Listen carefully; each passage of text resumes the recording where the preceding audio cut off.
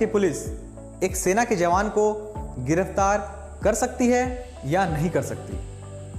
अगर कर सकती है तो कब कर सकती है, और यदि गिरफ्तार नहीं कर सकती तो क्यों नहीं कर सकती है?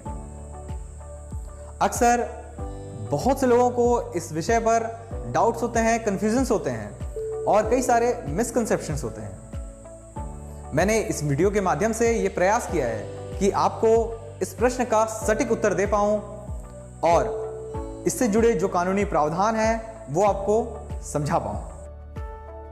दोस्तों, यदि कोई ये प्रश्न करे कि क्या किसी राज्य की पुलिस एक सेना के अधिकारी या किसी जवान को सीधे गिरफ्तार कर सकती है या नहीं कर सकती, तो इसका सीधा सा जवाब होगा कि जी हां, कर सकती है।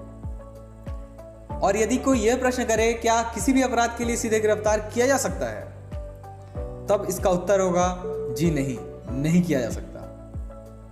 कुछ विशेष संज्ञेय अपराध होते हैं जैसे कि रेप, मर्डर या किडनैपिंग। अगर किसी सेना के जवान ने हत्या, बलात्कार या अपहरण जैसे अपराध किए हैं, तब ऐसी स्थिति में राज्य पुलिस किसी के अनुमति के बिना भी उस सेना के जवान को सीधे गिरफ्तार कर सकती है।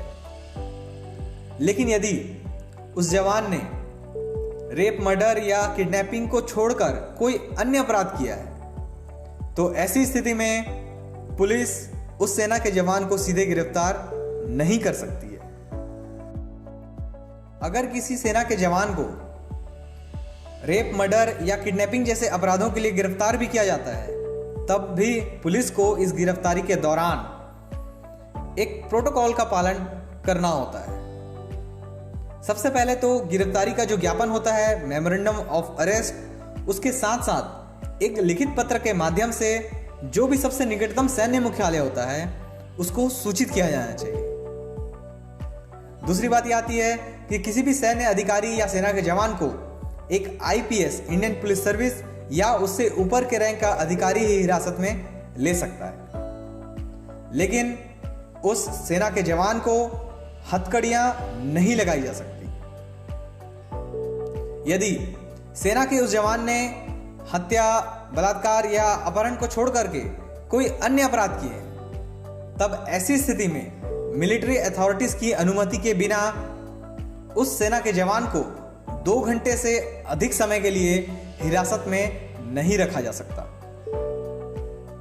उन्हें पहले स्टेशन कमांडर, जो कि मेजर जनरल या उससे ऊपर का पद होता है, उससे अनुमति लेनी होगी। और यदि स्टेशन हेडक्वार्टर अनुमति नहीं देता है तो राज्य की पुलिस को उस सेना के जवान को मिलिट्री पुलिस, जो कि सेना की पुलिस होती है, उनको सौंपना होता है। सैन्य अधिकारी पुलिस से उस जवान की कस्टडी सीधे ले सकते हैं और जांच सैन्य अधिकारियों द्वारा भी की जा सकती है। यदि स्टेशन कमांडर उस जवान की कस्टडी लेने के लिए आश्वस्त नहीं है और उसकी ये इच्छा है कि जांच राज्य पुलिस द्वारा की जानी चाहिए, तो जांच ऐसी स्थिति में राज्य पुलिस द्वारा ही की जाएगी। तो चलिए दोस्तों, अब देखते हैं कुछ विशेषाधिकारों के बारे में जो कि किसी भी आर्म फोर्स के मेंबर को सीआरपीसी, क्रिमिनल प्रोसीड्यूर कोड 1973 के द्वारा प्रदान किए गए हैं।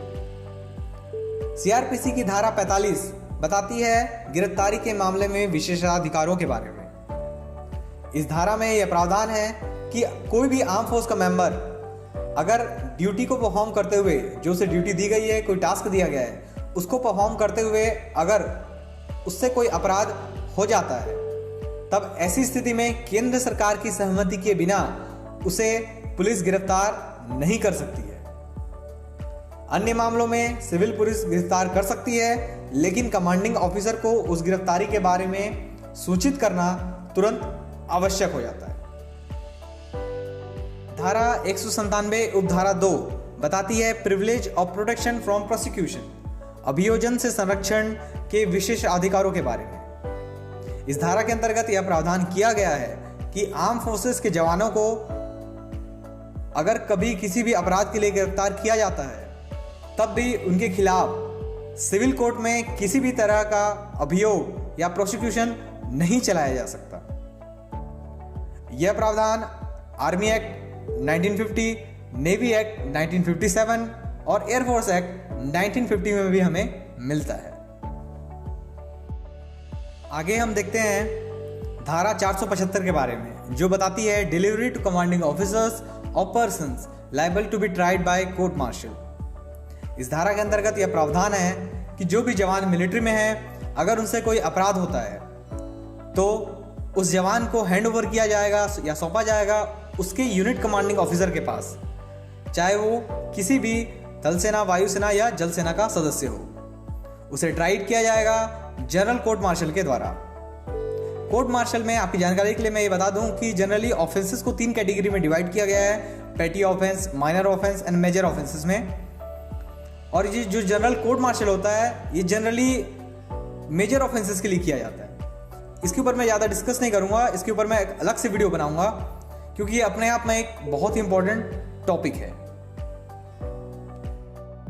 जनरल कोर्ट मार्शल के फैसले का भारतीय नागरिक न्यायपालिका द्वारा सम्मान किया जाता है क्योंकि ये अपने आप में एक कंप्यूटेंट ट्रिब्यूनल है और नागरिक न्यायपालिका द्वारा अंतिम निर्णय जनरल कोर्ट मार्शल के अनुसार ही होता है। सिविल अरेस्ट से विभिन्न प्रकार से सुरक्षा प्रदान करने के लिए जो आर्मी एक्ट है 1950 का, उसे एक्सटेंड कर दिया गया है नेवी और एयरफोर्स के लिए भी।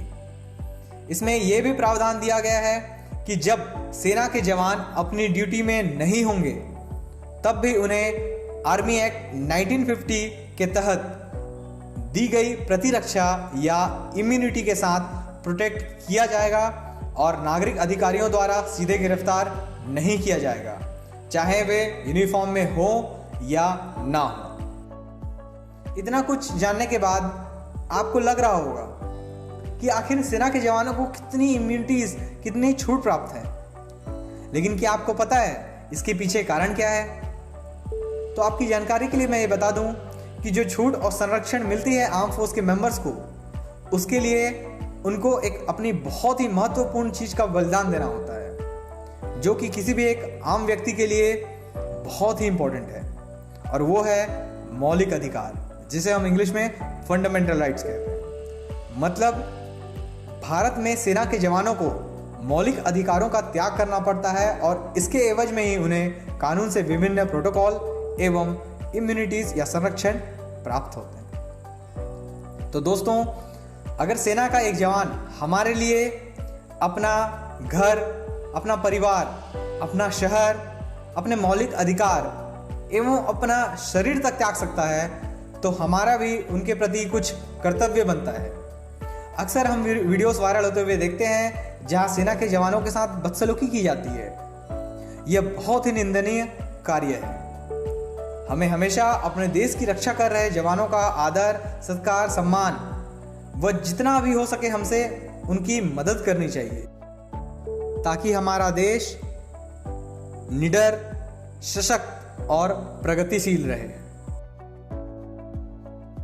ये वीडियो पसंद आया होगा और जो जानकारी मैंने इस वीडियो के माध्यम से आपको दी है वो आपके समझ में आई होगी। अगर आपको ये वीडियो पसंद आया तो इस वीडियो को लाइक कीजिए, शेयर कीजिए, और अगर अभी तक आपने इस चैनल को सब्सक्राइब नहीं किया है तो इस चैनल को सब्सक्राइब कीजिए, ताकि इसी तरह की लीगल नॉलेज की अपडेट्स आपको मिलती रहे।